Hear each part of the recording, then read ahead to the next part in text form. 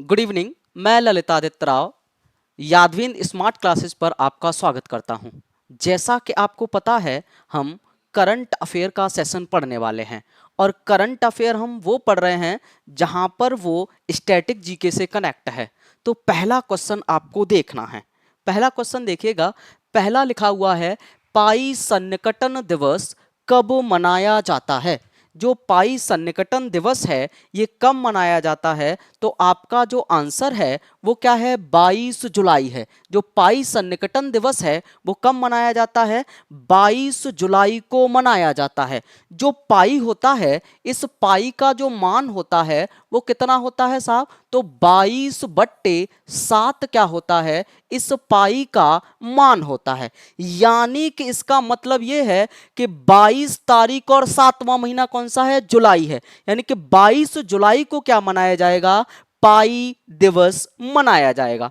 दूसरी बात क्या याद रखनी है कि जो पाई है, इस पाई की जो खोज है, जो पाई है, इस पाई की जो खोज है वो किसने की है साहब? तो पाई की जो खोज है वो किसने की है? तो पाई की जो खोज है वो किसने की है? तो पाई की खोज की है आर्कमडीज ने। जो पाई है इसकी खोज किसने की है? तो पाई की खोज की है आर्कमडीज ने। पाई की खोज किसने की है? पाई की खोज की है आर्कमडीज ने। दूसरी बात यह बताई गई कि पाई का जो मान होता है, यानी कि पाई बराबर क्या होता है? पाई बराबर होता है परिधि बट्टे व्यास। पाई बराबर क्या होता है? पाई बराबर होता है परिधि बट्टे व्यास। पाई बराबर होता है परिधि बटे व्यास होता है। इसका मतलब यह है कि किसी वृत्त की परिधि को उसके व्यास से विभाजित करने पर क्या मिलेगा? पाई का मान मिलेगा। क्या मिलेगा? पाई का मान मिलेगा। दूसरी बात क्या बताई गई कि ये जो 21 जुलाई आप देख रहे हैं, क्या देख रहे हैं? 21 जुलाई जो आप देख रहे हैं, इस 21 जुलाई को क्या मनाया जाता है? अंतर्राष्ट्रीय चंद्र दिवस मनाया जाता है। 21 जुलाई को क्या मनाया जाता है? तो 21 जुलाई को मनाया जाता है international moon day. International moon day मनाया जाता है। कब साहब? तो 21 जुलाई को मनाया जाता है अंतर्राष्ट्रीय मून दिवस। दूसरा, आप क्या जानते हैं कि जो पाई होता है, इस पाई का मान और क्या होता है? तो पाई का मान और क्या देखने को मिलता है आपको? आप बताते हैं कि जो पाई होता है इसका मान कितना होता है? 3.14 होता है। पाई का मान कितना होता है? 3.14 पाई का मान होता है। इसका मतलब क्या है कि यानी कि जो 14 है, क्या है साहब? जो 14 है और तीसरा महीना है, जो 14 तारीख है और तीसरा महीना है, इस दिन क्या हुआ है साहब? अल्बर्ट आइंस्टीन का जन्म हुआ है। इस दिन क्या हुआ है? तो इस दिन क्या हुआ है? अल्बर्ट आइंस्टीन का जन्म हुआ है। अल्बर्ट आइंस्टीन का क्या हुआ है साहब? जन्म हुआ है। और अल्बर्ट आइंस्टीन के जन्म पर क्या मनाया जाता है? यानी कि 14 मार्च को क्या मनाया जाए, सॉरी 14 अप्रैल को क्या मनाया जाएगा? तो 14 अप्रैल को मनाया जाएगा पाई दिवस। 14 अप्रैल को क्या मनाया जाएगा? पाई दिवस मनाया जाएगा। 14 अप्रैल को क्या मनाया जाएगा? तो 14 अप्रैल को मनाया जाएगा पाई दिवस। 14 अप्रैल को पाई दिवस मनाया जाएगा। यानी कि जो अल्बर्ट आइंस्टीन साहब हैं, इन्होंने क्या दिया है? इन्होंने दिया है सापेक्षिकता का सिद्धांत। इन्होंने क्या दिया है? इन्होंने दिया है सापेक्षिकता का सिद्धांत दिया है अल्बर्ट आइंस्टीन ने। और सापेक्षिकता का सिद्धांत क्या होता है? यह होता है E बराबर MC स्क्वायर। E बराबर MC स्क्वायर क्या होता है? सापेक्षिकता का सिद्धांत होता है। ये किसने दिया है? अल्बर्ट आइंस्टीन ने दिया है। यानी कि पाई सन्निकटन दिवस कब मनाया जाएगा? तो 22 जुलाई को मनाया जाएगा। लेकिन पाई दिवस कब मनाया जाएगा? तो पाई दिवस मनाया जाएगा 14 अप्रैल को। कब मनाया जाएगा? 14 अप्रैल को मनाया जाएगा सिपाही दिवस। दूसरा क्वेश्चन जानिएगा, दूसरा क्वेश्चन क्या दिख रहा है साहब? दूसरा क्वेश्चन आपको दिख रहा है कि यूपीएससी के जो अध्यक्ष पद पर जिन्होंने इस्तीफा दे दिया है उनका नाम क्या है?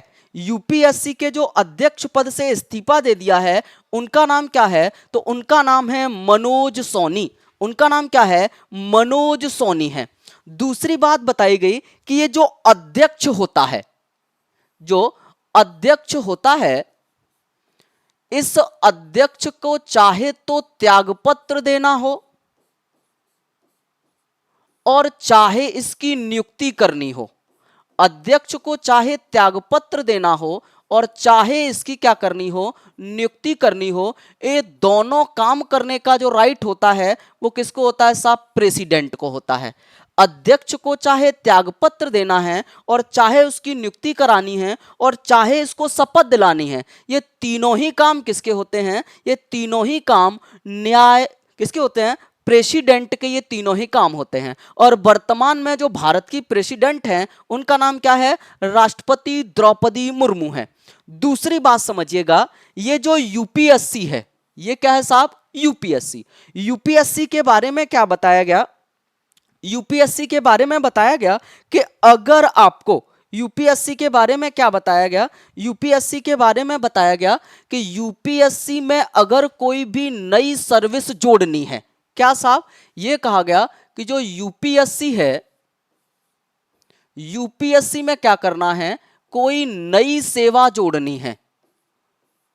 यूपीएससी में कोई नई सेवा जोड़नी है तो ये सेवा जोड़ने का जो कार्य है वो कौन करेगा साहब? तो सेवा जोड़ने की जो पावर है, अगर यूपीएससी के अंतर्गत कोई नई सेवा जोड़नी है तो ये जोड़ने की पावर किसके पास है? राज्यसभा के पास है।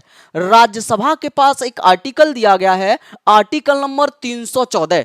कौन सा साहब? तो अनुच्छेद नंबर 314 आपको क्या बताएगा? अनुच्छेद नंबर 314 आपको बताता है कि नई अगर भारतीय सर्विस जोड़नी है, चाहे आईएएस हो, चाहे आईएएस हो, चाहे आईएफएस हो, चाहे आईसीएस हो, अगर इनसे अलावा कोई अन्य हमको सर्विस जोड़नी होगी तो हम क्या करेंगे? यूपीएससी के तहत क्या किया जाएगा? राज्यसभा को यह पावर दी जाएगी कि राज्यसभा क्या कर सकती है? कोई नई अखिल भारतीय सेवा दे सकती है। दूसरी बात यह जानिएगा कि जो राज्यसभा है, जो राज्यसभा है, इस राज्यसभा के बारे में क्या बताया गया है? राज्यसभा के बारे में यह बताया गया है कि अगर राज्यसभा के बारे में यह बताया गया है कि राज्यसभा कौन से अनुच्छेद के तहत आती है? आर्टिकल नंबर 80 के तहत क्या आता है? राज्यसभा आती है। तो राज्यसभा है वो कौन से आर्टिकल के तहत आएगी? अनुच्छेद नंबर 80 के तहत क्या आता है? राज्यसभा आती है। दूसरी बात बताई गई कि जो राज्यसभा है वर्तमान में इसका जो सभापति है, राज्यसभा का जो वर्तमान में सभापति है, उन सभापति का नाम क्या है? जगदीप धनखड़ है। इनके जो सभापति हैं उनका नाम है जगदीप धनखड़ है। वर्तमान में जो इसके सभापति हैं उनका नाम क्या है? तो उनका नाम जगदीप धनखड़ है।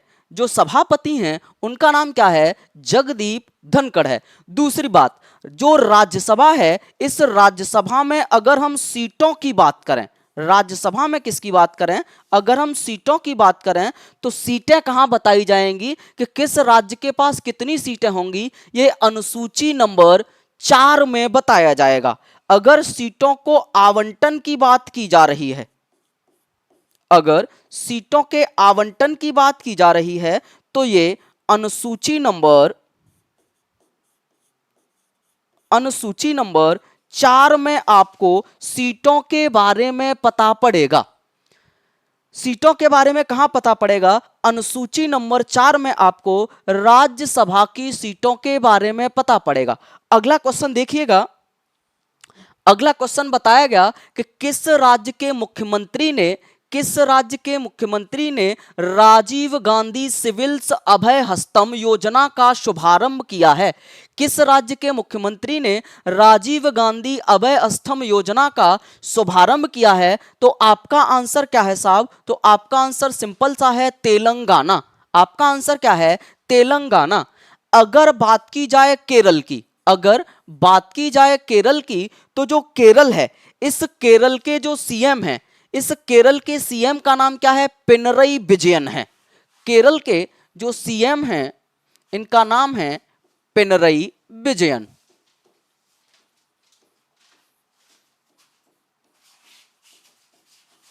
केरल के जो सीएम हैं, इनका नाम है पिनरई विजयन, और गवर्नर का नाम है आरिफ मोहम्मद खान। यहां के जो गवर्नर हैं, उनका नाम है आरिफ, यहां के जो गवर्नर हैं, उनका नाम है आरिफ मोहम्मद खान।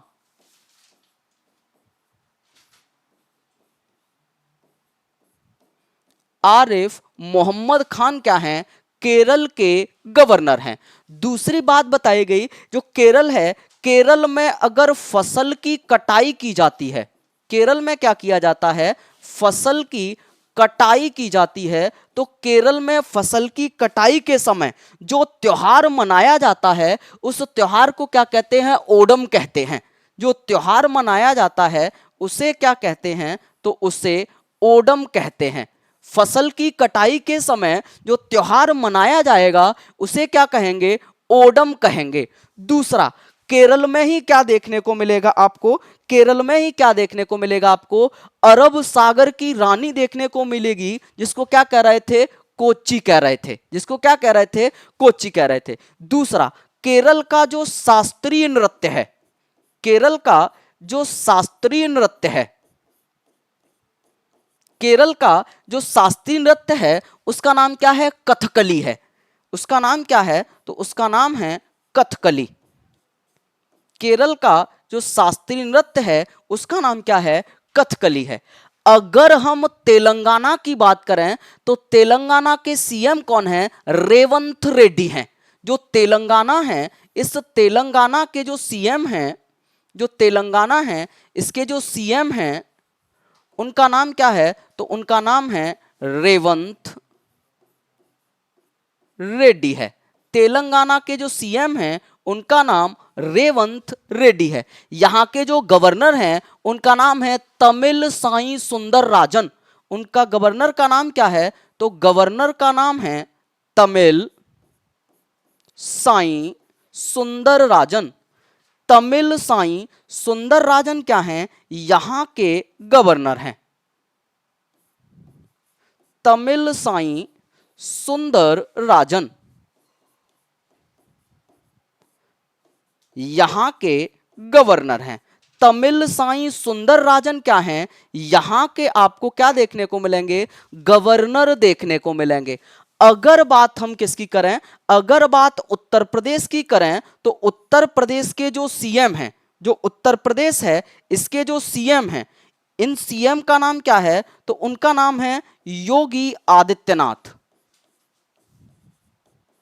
योगी आदित्यनाथ। और यहां की जो गवर्नर हैं, उन गवर्नर का नाम क्या है? तो उनका नाम है आनंदीबेन पटेल। आनंदीबेन पटेल। आनंदीबेन पटेल क्या हैं? यहां की गवर्नर हैं। जो आनंदीबेन पटेल हैं, वो क्या हैं? यहां की गवर्नर हैं। आनंदीबेन पटेल क्या हैं? यहां की गवर्नर हैं। दूसरा ऑप्शन क्या दिख रहा है? एक ऑप्शन और दिख रहा है, जो क्या है? कर्नाटका है।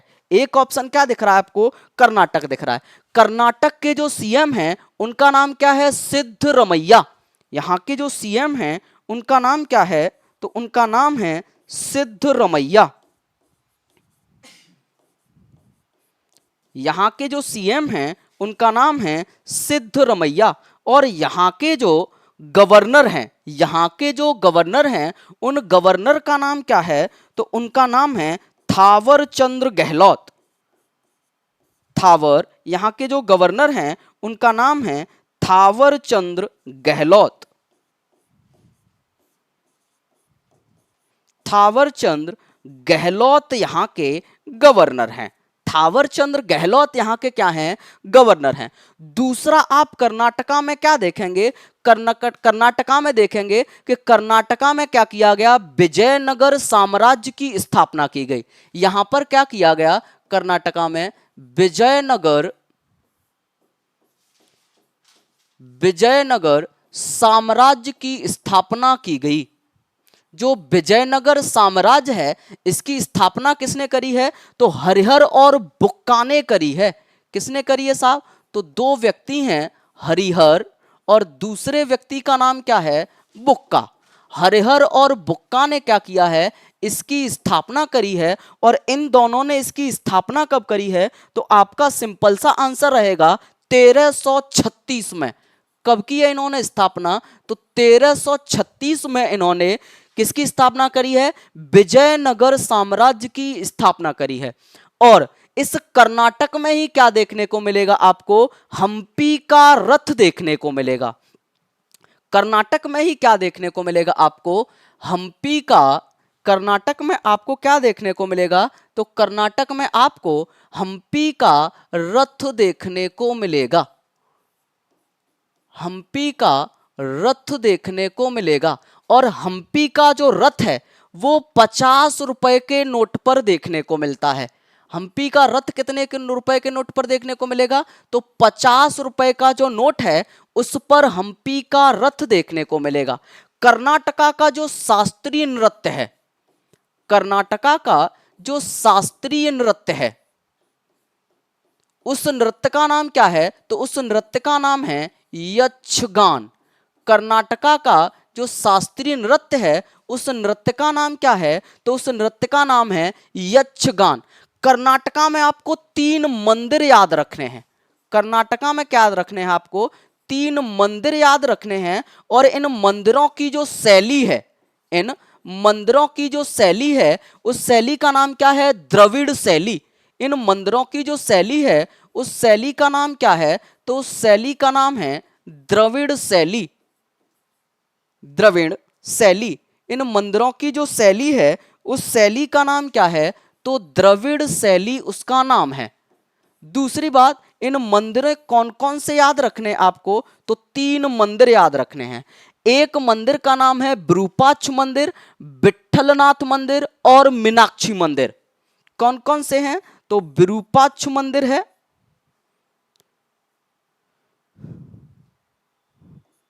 विरूपाक्ष मंदिर है,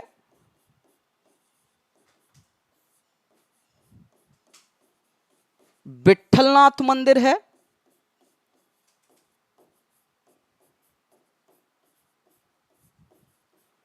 विट्ठलनाथ मंदिर है। और तीसरा मंदिर कौन सा है? तो तीसरे मंदिर का नाम है मीनाक्षी मंदिर। तीसरे मंदिर का नाम है मीनाक्षी मंदिर। और ये कहां पाया जाएगा? तो ये पाया जाएगा मदुरै में। ये कहां पाया जाएगा? तो ये पाया जाएगा मदुरै में। अगला क्वेश्चन आप देखिएगा।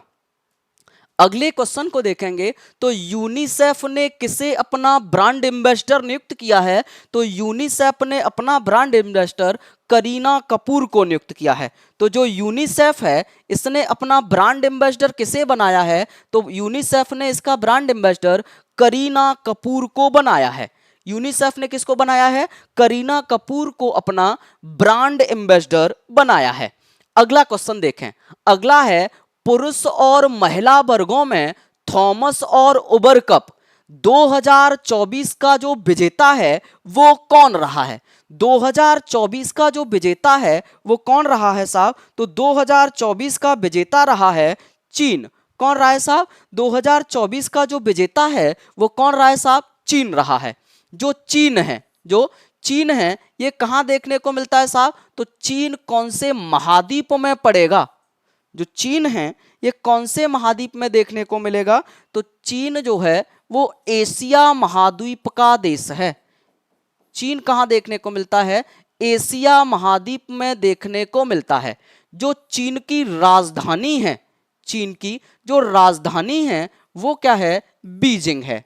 जो चीन है इसकी राजधानी क्या है? बीजिंग है। और चीन की जो मुद्रा है उस मुद्रा का नाम क्या है? रैमबेम्बी है।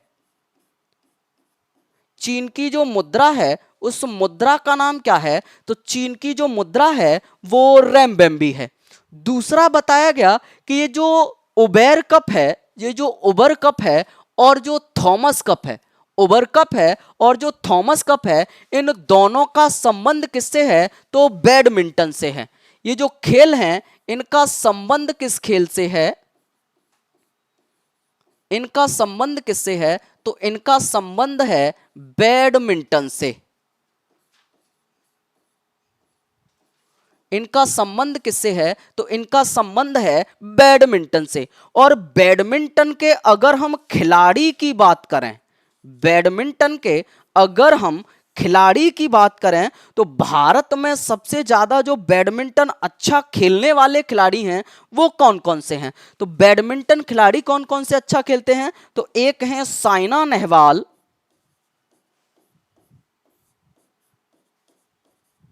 साइना नेहवाल, और दूसरी जो बैडमिंटन खिलाड़ी हैं उनका नाम है पीवी सिद्धू।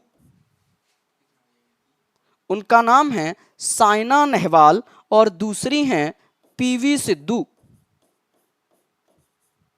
और दूसरी हैं पीवी सिंधु। दूसरी हैं पीवी सिंधु। और एक पुरुष और याद रखने हैं, उनका नाम है किदाम्बी श्रीकांत। उनका नाम क्या है? किदाम्बी श्रीकांत। किदाम्बी श्रीकांत क्या हैं? बैडमिंटन खेलने वाले भारत के स्टार खिलाड़ी हैं।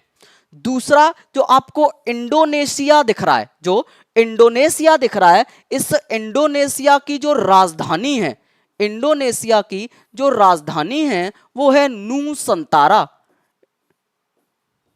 इंडोनेशिया की जो राजधानी है वो है नूसंतारा।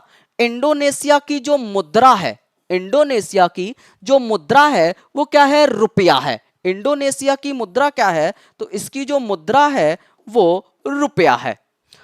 इंडोनेशिया की मुद्रा क्या है साहब? तो इंडोनेशिया की मुद्रा रुपया है। अगला क्वेश्चन देखिएगा। अगला है 22वां भारत रूस शिखर सम्मेलन रूस के किस शहर में आयोजित हुआ है? जहां पीएम जो मोदी हैं वो गए थे। तो आपका सिंपल सा आंसर रहेगा, कहां पर आयोजित किया गया है साहब? तो आपका सिंपल सा आंसर है मॉस्को में आयोजित किया गया है। कहां पर आयोजित किया गया है साहब? तो आपका सिंपल सा आंसर है कि मॉस्को में आयोजित किया गया है। दूसरी बात सुनिएगा, जो मॉस्को है, ये मॉस्को क्या है? इसकी राजधानी है। किसकी राजधानी है साहब? रूस की राजधानी है मॉस्को। और इसकी जो मुद्रा है, इसकी जो मुद्रा है वो क्या है? रूबल है। इसकी जो मुद्रा है वो क्या है? रूबल है। दूसरा बताया गया कि इसकी जो अंतरिक्ष एजेंसी है, इसकी जो अंतरिक्ष एजेंसी है, रूस की जो अंतरिक्ष एजेंसी है उसका नाम है रॉसमॉस्कॉस।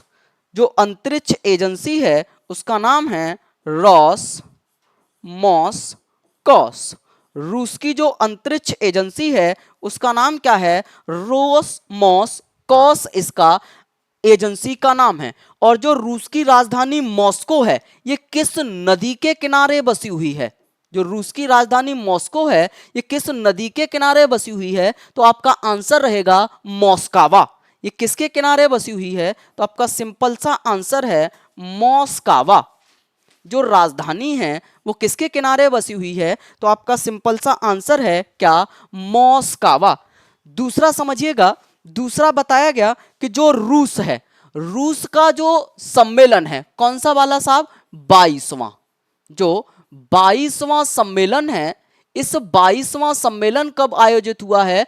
2024 में आयोजित हुआ है। लेकिन एक सम्मेलन और है, जो कौन सा सम्मेलन है? 19वां सम्मेलन है। 19वां सम्मेलन है। इस सम्मेलन में प्रधानमंत्री मोदी ने भाग लिया। इस वाले में क्या किया गया? पीएम मोदी ने भाग लिया। और ये 2024 वाला जो 22वां सम्मेलन है, इसमें प्रधानमंत्री ने जब भाग लिया तो इनको क्या दिया गया, रूस का सर्वोच्च नागरिक सम्मान दिया गया। इस वाले सम्मेलन में क्या दिया गया, तो इसमें दिया गया रूस का सर्वोच्च नागरिक सम्मान, रूस का सर्वोच्च नागरिक सम्मान।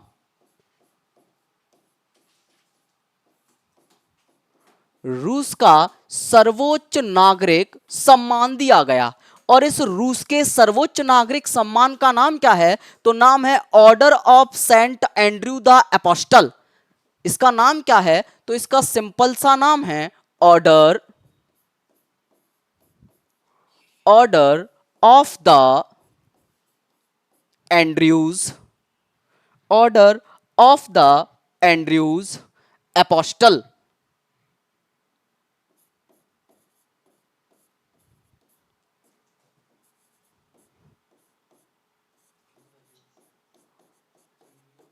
एपोस्टल ये क्या है, इस सम्मान का नाम है।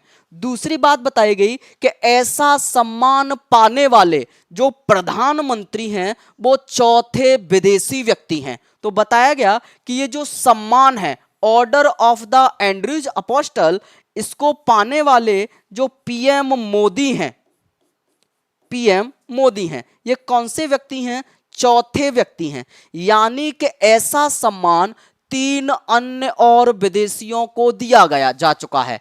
तो पहले विदेशी का नाम क्या था, हैदर अलीयेव था, जो अजरबैजान के थे।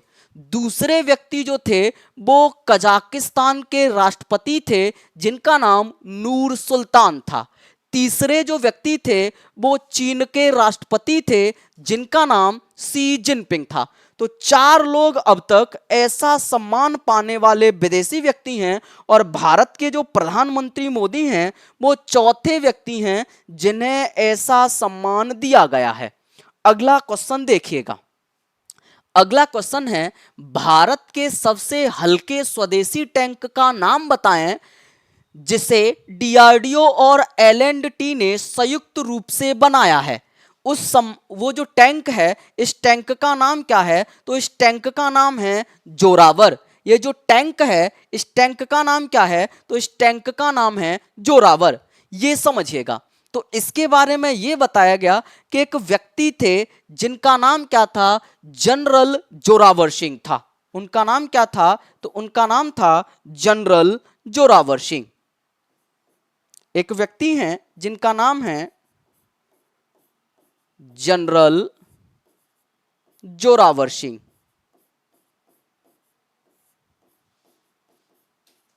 इन जनरल जोरावर सिंह ने जम्मू कश्मीर के जो राजा हैं गुलाब सिंह, उन गुलाब सिंह के यहां पर क्या किया था, अधीनस्थ कार्य किया था।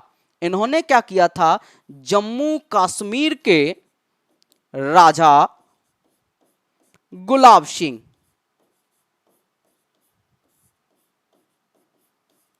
इनके यहां क्या किया था, तो इनके यहां कार्य किया था। और एक ऑपरेशन चलाया गया था सेना के द्वारा, एक ऑपरेशन चलाया गया था सेना के द्वारा। उस ऑपरेशन का क्या नाम था, जोरावर था। एक ऑपरेशन चलाया गया था, उस ऑपरेशन का नाम क्या था, जोरावर था। तो यहां से ये जोरावर जैसा शब्द लिया गया है। दूसरी बात बताई गई कि ये जो ऑपरेशन जोरावर है, ये जो जोरावर वाला आप क्या देख रहे हैं, टैंक देख रहे हैं, इसको कहां पर नियुक्त किया गया है, तो इसको भारत चीन सीमा पर नियुक्त किया गया है। इसको नियुक्त कहां किया गया है, जो जोरावर टैंक है इसको नियुक्त कहां किया गया है, तो भारत और चीन की सीमा पर इसको नियुक्त किया गया है। भारत और चीन की जो सीमा है इसको क्या कहते हैं साहब, तो इसको कहते हैं LAC, या क्या कहते हैं, मैकमोहन रेखा, या क्या कहते हैं इसको, तो दूसरा नाम है मैक मोहन रेखा। मैकमोहन रेखा कहते हैं, किसको कहते हैं साहब, तो इसको कहते हैं, किसको साहब, भारत चीन सीमा को।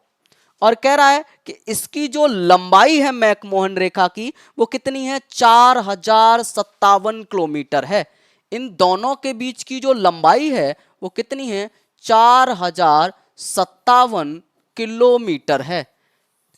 यानी कि जो मैकमोहन रेखा है वो पहले बनाई गई है और जो एलएसी है वो चाइना के द्वारा जमीन घेरे जाने के बाद तब एलएसी बनाया गया है। इसको चाइना अपनी क्या मानता है, सीमा मानता है। दूसरी बात, जो जोरावर है, ये जोरावर के बारे में क्या बताया गया, जोरावर के बारे में बताया गया कि ये जो जोरावर है ये भारतीय सेना का उभयचर है। जो जोरावर है ये क्या है, तो ये भारतीय सेना का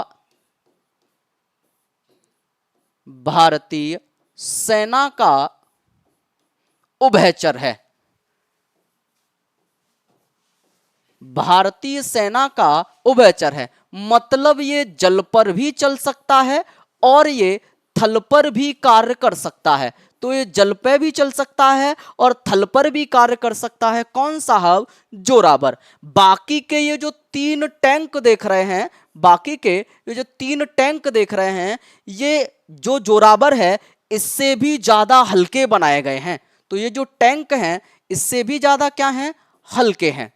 दूसरा आपको क्या देखना है, दूसरा देखना है आपको जो डीआरडीओ है। क्या साहब, डीआरडीओ। इस डीआरडीओ की जो स्थापना है वो 1958 में की गई है। डीआरडीओ की स्थापना कब की गई है, 1958 में की गई है। दूसरी बात बताई गई, इस डीआरडीओ के जो अध्यक्ष हैं, इस डीआरडीओ के जो अध्यक्ष हैं उन अध्यक्ष का नाम क्या है साहब, तो डीआरडीओ के अध्यक्ष का नाम है क्या साहब, कामत। क्या नाम है साहब, तो डीआरडीओ के अध्यक्ष का नाम है कामत। दूसरा बताया गया कि जो L&T है, क्या, जो L&T है, L&T का मतलब क्या है साहब, तो L&T का मतलब है लार्सन एंड टुब्रो। इसका मतलब क्या है, तो इसका मतलब है Larsen and Toubro limited. Larsen and Toubro limited क्या नाम है, L&T का है। और L&T की जो स्थापना है वो 1936 में की गई है। और हेडक्वार्टर कहां पर है, तो हेडक्वार्टर इसका मुंबई में है। हेडक्वार्टर कहां पर है, मुंबई में है। और जो डीआरडीओ आप देख रहे हैं, इस डीआरडीओ का हेडक्वार्टर कहां पर है, दिल्ली में है। जो डीआरडीओ है इसका हेडक्वार्टर कहां पर है, तो आप बताएंगे कि इसका हेडक्वार्टर दिल्ली में है। L&T का हेडक्वार्टर कहां पर है, तो मुंबई में है। दूसरा क्वेश्चन आप देखिएगा, तो अगला क्वेश्चन आप देखेंगे, अगला है, अगला क्या है साहब, संघाई सहयोग संगठन एससीओ का 10वां सदस्य कौन बना है। एससीओ का जो 10वां सदस्य है वो कौन बना है साहब, बेलारूस बना है। कौन बना है साहब, बेलारूस बना है। जो ईरान है, जो ईरान है ये कौन सा सदस्य बना है, 9वां सदस्य बना है। तो 9वां सदस्य ये है और 10वां सदस्य कौन है, तो 10वां सदस्य बना है साहब बेलारूस। 10वां सदस्य बना है बेलारूस। जो बेलारूस है, इस बेलारूस की जो राजधानी है, जो बेलारूस है इसकी जो राजधानी है वो क्या है, मिन्स्क है। इसकी जो राजधानी है वो क्या है, मिन्स्क है। इसकी जो राजधानी है वो मिन्स्क है। और इसकी जो मुद्रा है वो क्या है, रूबल है। इसकी जो मुद्रा है वो क्या है, रूबल है। दूसरा जो ईरान दिख रहा है, जो 9वां सदस्य बना था, कब, 2021 में ये 9वां सदस्य बना था। और जो 2024 में बेलारूस कौन सा सदस्य बन गया है, तो 10वां सदस्य बन गया है। ईरान जो देख रहे हैं, इस ईरान की राजधानी क्या है, तो ईरान की राजधानी है तेहरान। और इसकी जो नई वाली मुद्रा है वो क्या है, तोमान है। और इसकी पुरानी जो मुद्रा थी, इसकी जो पुरानी जो मुद्रा थी उसका नाम था रियाल। इसकी जो पुरानी मुद्रा थी उसका नाम क्या था, तो उसका नाम था रियाल। दूसरा क्या बताया गया कि टोटल मार्कर ये बताया गया कि जो एससीओ है, संघाई सहयोग संगठन है, जो एससीओ है इसमें टोटल मार्कर कितने सदस्य हैं, तो टोटल मार्कर इसमें 10 सदस्य हैं। और जो एससीओ आप देख रहे हैं इसकी जो स्थापना है, जो एससीओ है इसकी जो स्थापना है, एससीओ की स्थापना कब की गई है, तो आप क्या बताएंगे साहब कि जो एससीओ है इसकी स्थापना कब की गई है, 15 जून 2001 को की गई है। कब की गई है साहब, तो आप बताएंगे 15 जून 2001 को किया गया है। एससीओ की स्थापना की गई है और हेडक्वार्टर कहां पर है, बीजिंग में है। और बीजिंग किस देश में पड़ता है, चीन में पड़ता है। तो एससीओ का जो हेडक्वार्टर है, हेडक्वार्टर कहां पर है, तो हेडक्वार्टर बीजिंग में है। हेडक्वार्टर कहां पर है, बीजिंग में है। और बीजिंग कहां पड़ता है, तो बीजिंग पड़ता है चीन में। जो बीजिंग है वो कहां पड़ता है साहब, तो बीजिंग जो पड़ता है वो कौन सा पड़ता है साहब, तो बीजिंग पड़ता है चीन में। बीजिंग कहां पड़ता है, चीन में पड़ता है। दूसरा समझिएगा कि जो एससीओ है इसमें 10 देश कौन कौन से हैं, तो पहला देश कौन सा है, तो एससीओ में जो 10 देश हैं उसमें पहला देश जो कौन सा है वो है भारत है। दूसरा कौन सा है, रूस है और बेलारूस है, बेलारूस है, ईरान है, ईरान है, पाकिस्तान है, पाकिस्तान है, किर्गिस्तान है, कजाकिस्तान है, किर्गिस्तान है और क्या है, कजाकिस्तान है, किर्गिस्तान है, कजाकिस्तान है, उज्बेकिस्तान है,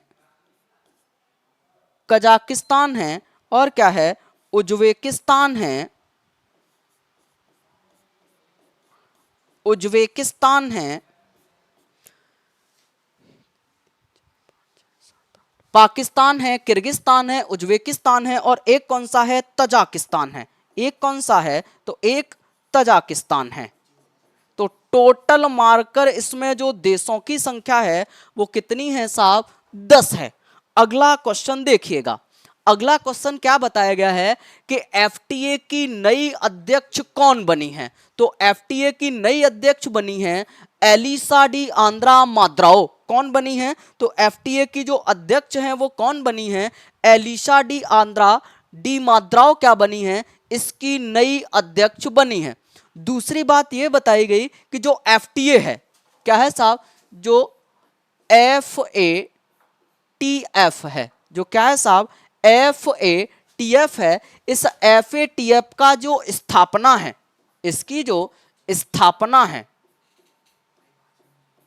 वो कब हुई है, 1989 में हुई है। इसकी जो स्थापना है वो कब हुई है, तो इसकी स्थापना 1989 में हुई है। और इसका जो हेडक्वार्टर है, इसका जो हेडक्वार्टर है वो कहां पर है, पेरिस में है। इसका जो हेडक्वार्टर है वो कहां पर है, पेरिस फ्रांस में है।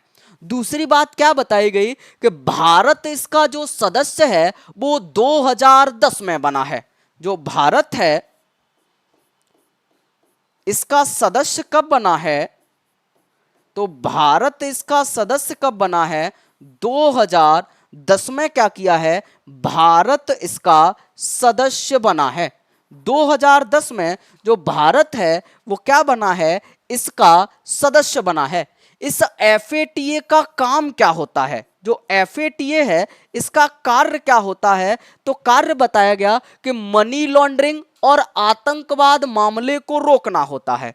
काम क्या होता है कि इसका काम सिंपल सा है, आतंकवाद, आतंकवाद और मनी लॉन्ड्रिंग, मनी लॉन्ड्रिंग, हवाला कारोबार को रोकने का काम कौन करता है, तो एफएटीएफ करता है इनको रोकने का काम। अगला क्वेश्चन देखिएगा।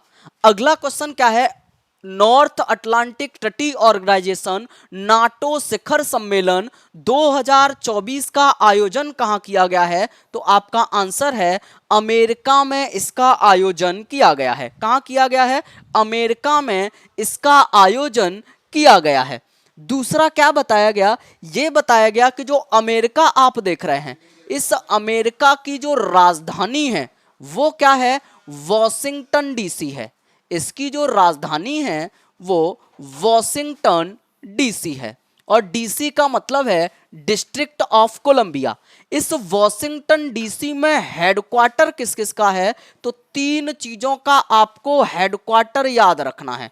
तीन चीजों का क्या याद रखना है? आपको हेडक्वार्टर याद रखना है। किस किस का हेडक्वार्टर है? तो वर्ल्ड बैंक का हेडक्वार्टर है,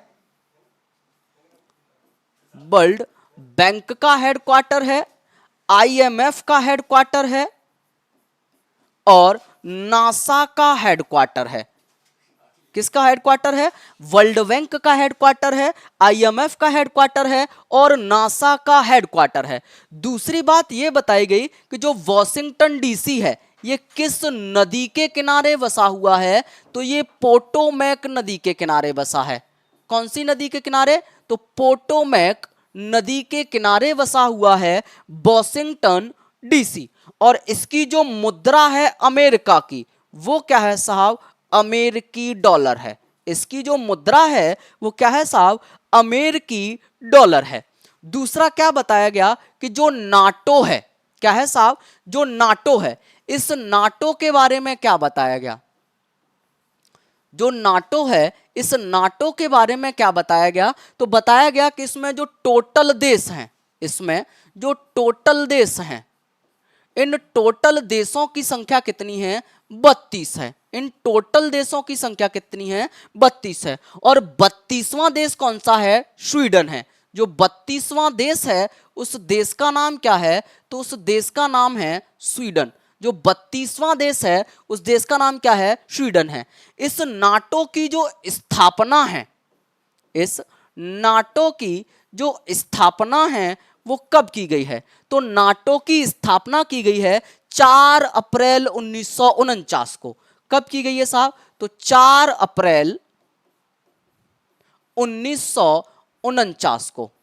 1949 को क्या किया गया है? इसकी स्थापना की गई है। और नाटो का जो हेड क्वार्टर है, जो नाटो है इसका जो हेड क्वार्टर है वो कहां पर है? ब्रुसेल्स की राजधानी बेल्जियम में है।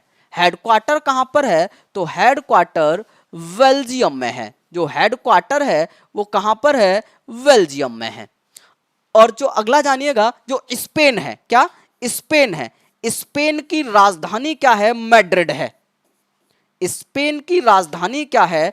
मैड्रिड है। और स्पेन की जो मुद्रा है वो क्या है? यूरो है। स्पेन की जो मुद्रा है वो क्या है? यूरो है। जो जर्मनी है, इस जर्मनी की राजधानी क्या है? तो जर्मनी की राजधानी क्या है? तो जर्मनी की राजधानी बर्लिन है। और मुद्रा क्या है? तो जर्मनी की मुद्रा यूरो है। जो जर्मनी है इसकी मुद्रा क्या है? यूरो है। जो कनाडा आप देख रहे हैं, इस कनाडा की राजधानी क्या है? तो कनाडा की राजधानी ओटावा है। कनाडा की राजधानी क्या है? तो कनाडा की राजधानी ओटावा है। और मुद्रा क्या है? डॉलर है। जो मुद्रा है वो क्या है? डॉलर है। मुद्रा क्या है? डॉलर है। अगला क्वेश्चन देखिएगा। तो अगला क्वेश्चन क्या है? किसने लागत वृद्धि और प्रक्षेपण में देरी का हवाला देते हुए अपना चंद्रमा वाइपर रोवर मिशन रद्द कर दिया है? और इस वाले क्वेश्चन का आंसर करना है आपको। कल मैं आकर इस वाले क्वेश्चन का आपको आंसर देखूंगा, या आप कमेंट बॉक्स में क्या करेंगे? इस क्वेश्चन का आंसर देंगे, या क्या करेंगे? कमेंट बॉक्स में इस क्वेश्चन का आंसर देंगे। आज के लिए थैंक यू।